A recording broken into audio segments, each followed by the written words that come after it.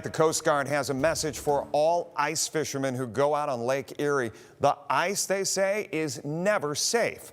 Earlier this week, 2 men found out the hard way when they fell into the frigid waters, and tonight we are hearing the story of their rescue by the Ottawa County Sheriff's Office. Michael Sandlin joins us in studio with more on that story. Michael? Yeah, Jeff, the 2 guys that were out on the lake this past Tuesday were no amateurs. They've been ice fishing for decades without any issues. But they tell me this has opened their eyes to the fact that no matter how long you've been on the ice, you never truly know what's under your feet until it's too late. It's like time slows down when stuff like that happens, and all I could think about was saving my buddy.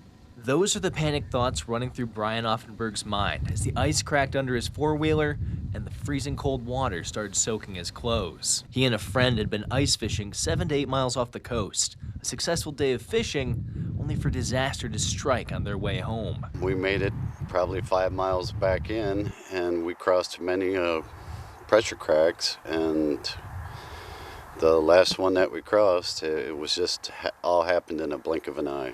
Miles from shore and four-wheelers sinking deeper, the 2 men realized they were going to have to get in the water if they wanted to live. The only thing I could do was to grab my buddy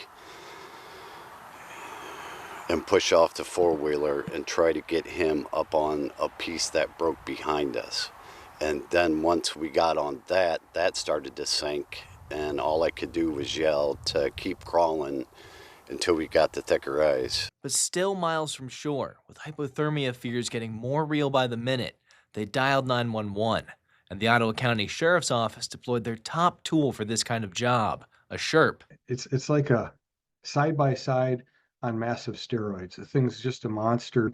It floats, the wheels are big paddle tires, they propel themselves.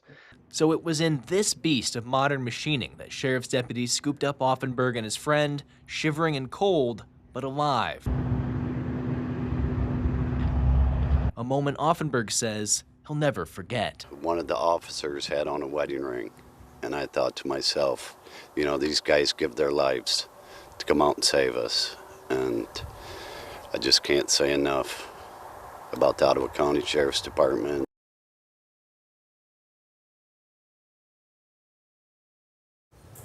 Sheriff Lavorchik says while he'll never tell people not to go ice fishing, he warns ice fishermen that this kind of story is a very real possibility for anyone to go out there and encourages an abundance of caution.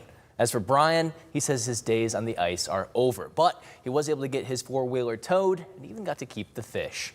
In studio, I'm Michael Sandlin for WTOL 11.